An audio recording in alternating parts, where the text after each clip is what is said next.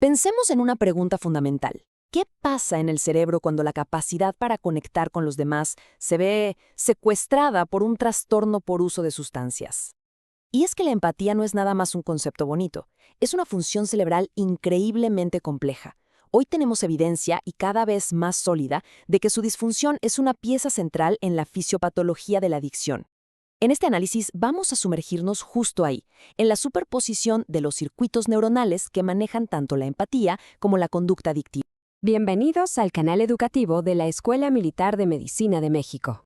Muy bien, este es nuestro mapa para el día de hoy, estructurado en 5 puntos clave. Empezaremos con la intersección clínica, para poner todo en contexto. Luego, revisaremos los modelos teóricos de la empatía. De ahí, pasaremos a analizar la evidencia, tanto en humanos como en modelos animales. Profundizaremos en los sustratos neurobiológicos compartidos, que es el corazón de esta revisión. Y cerraremos con las conclusiones y su aplicación clínica. Ok, empecemos por el principio. ¿Por qué es tan relevante este tema en la práctica diaria? Bueno, porque entender esta relación entre una empatía disminuida y el trastorno por uso de sustancias es fundamental. Impacta directamente en todo: la adherencia al tratamiento, el riesgo de recaída y, por supuesto, el pronóstico a largo plazo. Y miren, los hallazgos clínicos son contundentes.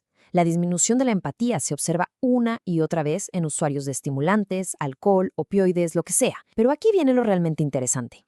La hipótesis de que estos déficits no son solo una consecuencia del consumo, sino que podrían ser un factor de vulnerabilidad previo. Y esto tiene respaldo. Hay datos que muestran una correlación negativa muy clara.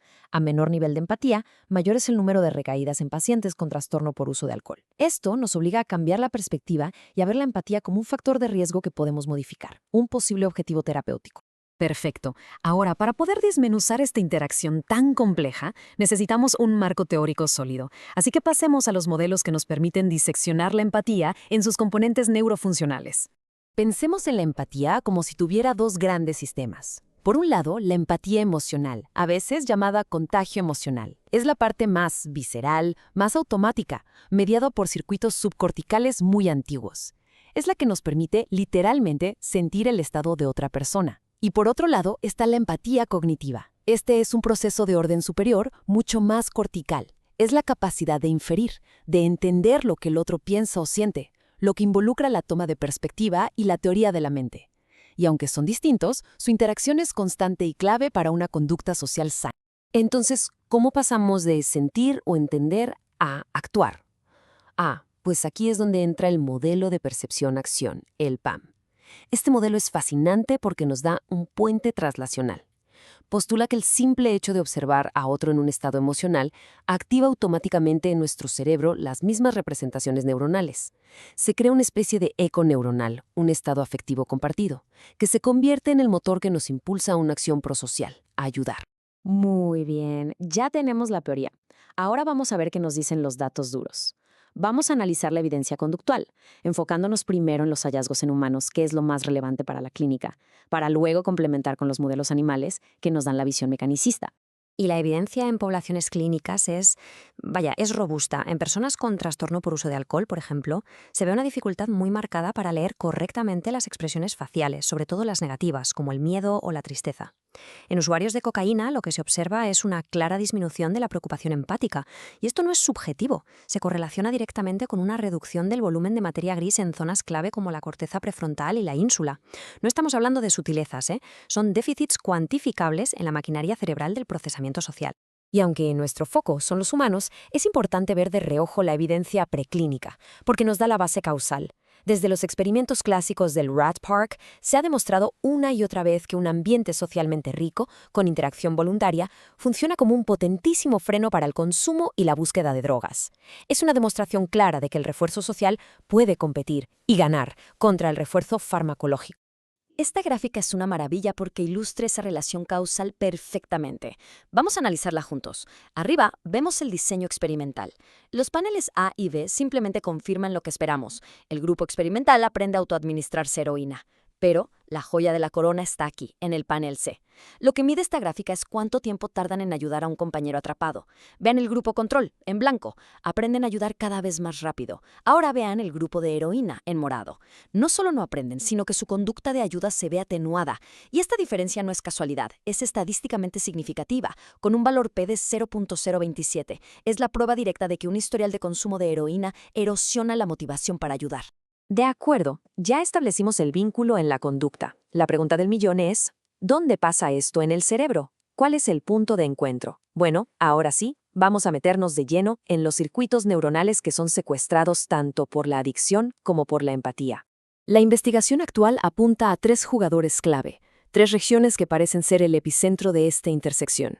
Estamos hablando de la corteza insular, el núcleo paraventricular del tálamo, o PVT, y el núcleo paraventricular del hipotálamo, el PBN. Vamos a ver qué hace cada uno.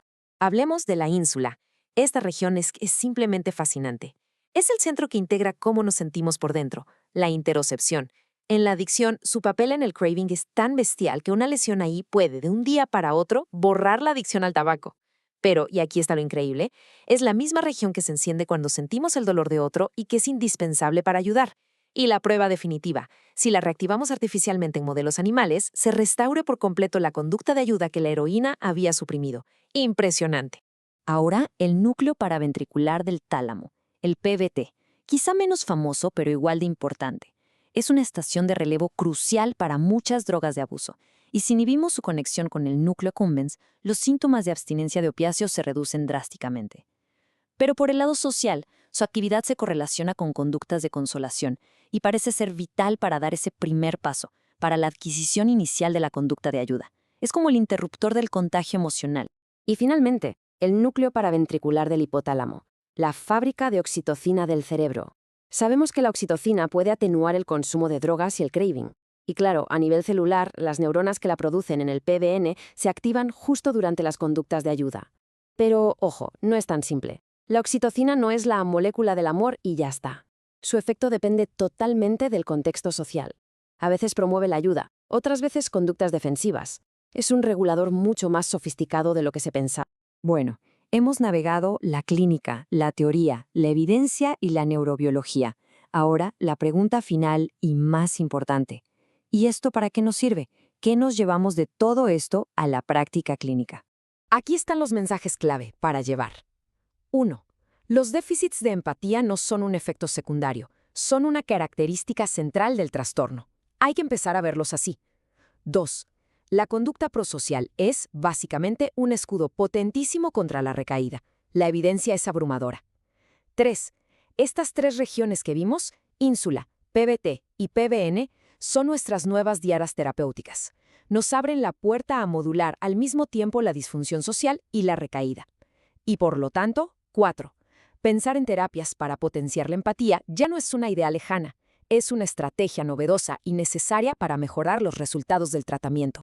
Y para cerrar, esta cita de Cox y Rachel, los autores de la revisión, lo resume todo perfectamente. El potencial para mejorar las conductas empáticas puede ser la clave para que los pacientes reconstruyan sus redes de apoyo. Y esa red es un factor absolutamente crítico no solo para alcanzar, sino para mantener la sobriedad a largo plazo. De eso se trata. Para quien quiera ir directo a la fuente y profundizar en la evidencia, aquí está la referencia principal que hemos analizado, un artículo publicado en Pharmacology, Biochemistry and Behavior. Este video fue producido por el general de brigada médico cirujano Humberto Carrasco Vargas. Muchas gracias por su atención.